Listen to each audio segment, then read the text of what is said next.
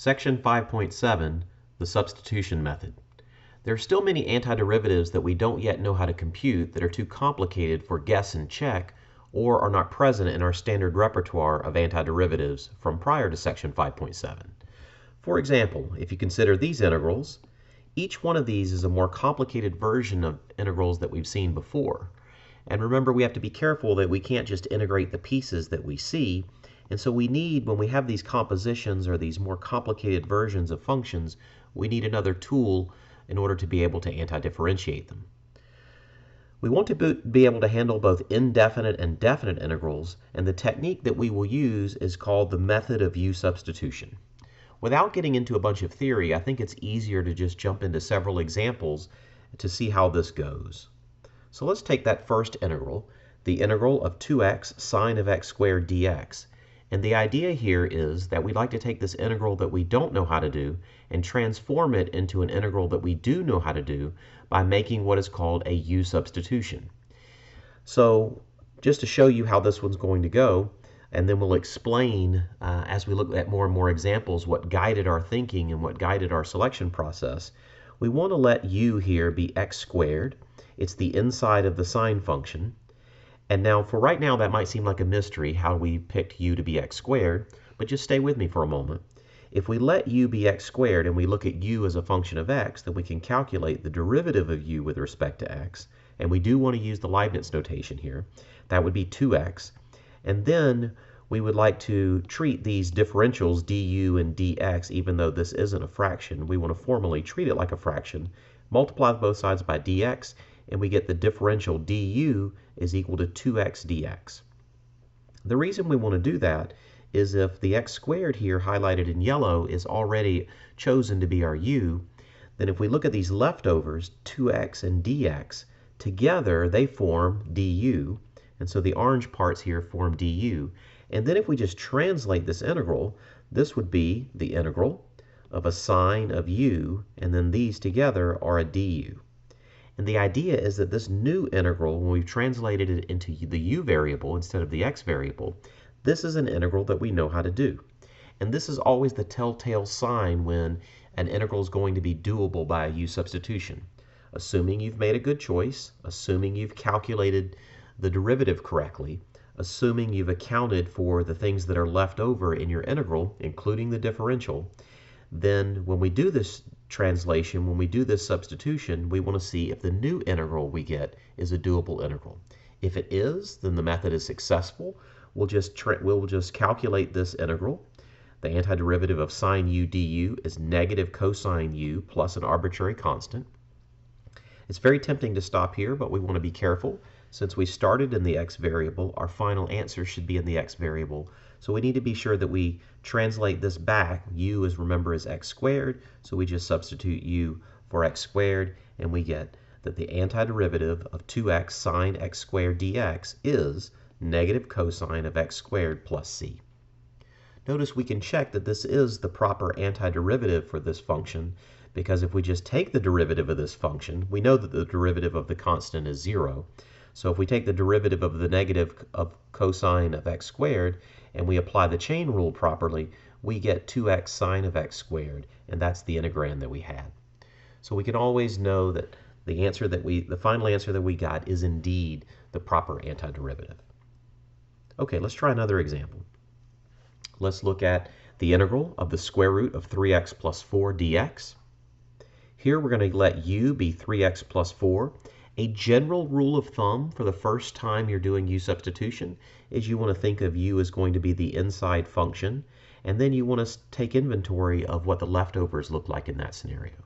So if we just make a move and we say let u be 3x plus 4, then du dx would be 3. So du would be 3 dx. Here I'm just multiplying both sides by dx. And now I'm looking at the leftovers. The square root is okay. I know that I can handle an integral that has the square root of u in it. The differential is what I have my eye on. And so I want to isolate here for the differential. I'll divide both sides by 3. I get that dx is 1/3 du. So now another name for dx is 1/3 du. And when I make this translation or this substitution, I get the integral of the square root of u times 1/3 du. Now we want to take inventory and see if this is indeed a doable integral. It is because by linearity I can pull the 1/3 out. I can rewrite the square root as a 1/2 power. And now this is a standard power rule antiderivative from Calculus 1. So we have a 1/3 u to the 3/2 over 3/2 plus c. After a little algebraic simplification, we'll have the 3/2 in the denominator becomes a 2/3. We will multiply here to get a 2/9. And don't forget, we'll replace the u with, u was 3x plus 4. So wherever we see a u, we get a 3x plus 4. It's still to the 3/2 plus c. Always check when you have your final answer for these that the final answer should be in the same variable that the problem originally started in. A very common mistake that students make is that they just stop right here. And so they have an integral that started in the x variable, but then they give their final answer in terms of the u variable, and that just doesn't make sense. Of course, we can always check by differentiation. If we take the derivative of this, we should get our integrand that we started with. And here, if you just use linearity and the power rule together with the chain rule, you'll see that you do get the integrand that we started with. Okay, let's look at another example. Here we have the integral of x over x squared plus 1 dx. And if I had this covered up and you had a chance to think about this for a minute, I think the only reasonable choice that you might take here is u to be either x squared or x squared plus 1.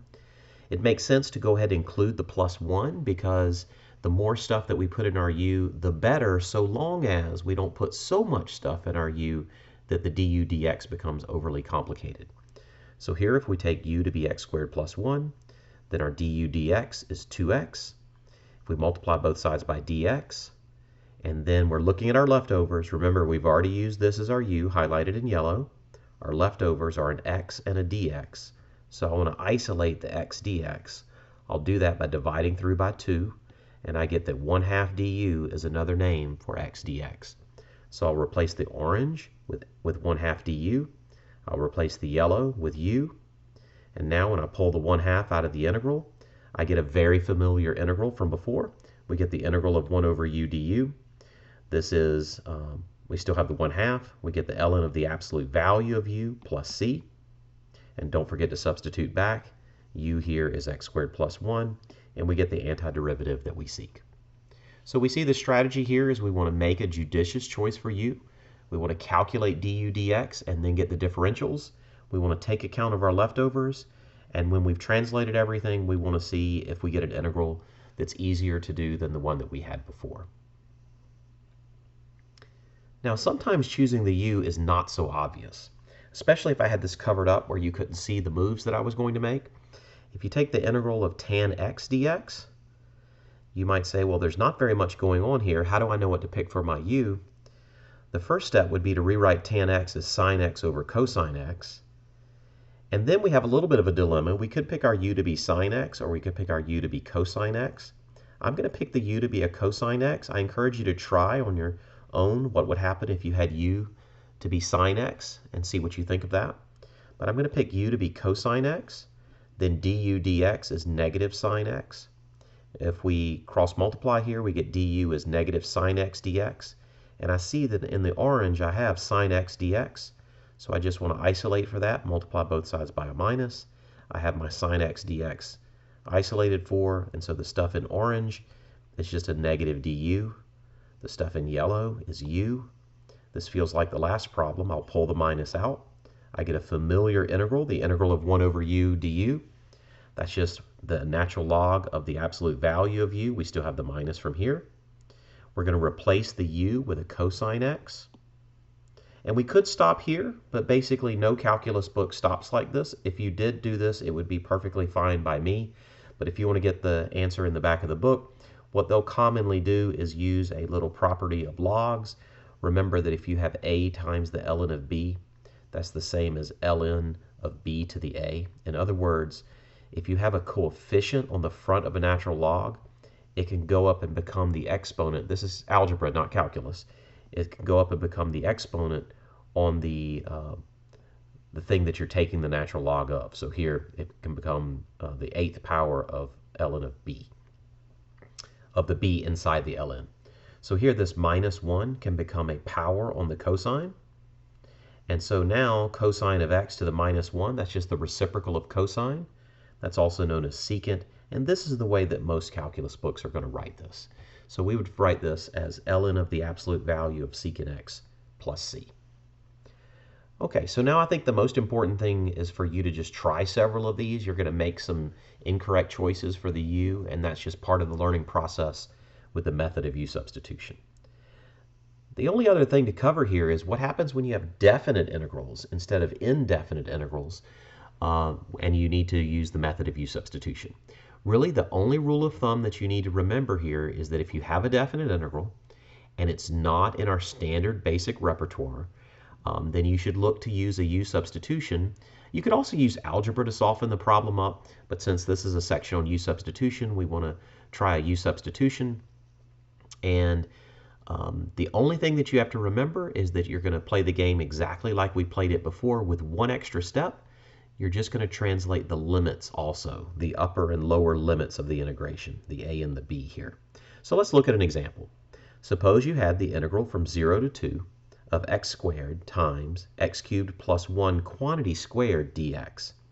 Now if you look at this, this is quite a complicated integral. And notice this represents the area under this curve from 0 to 2.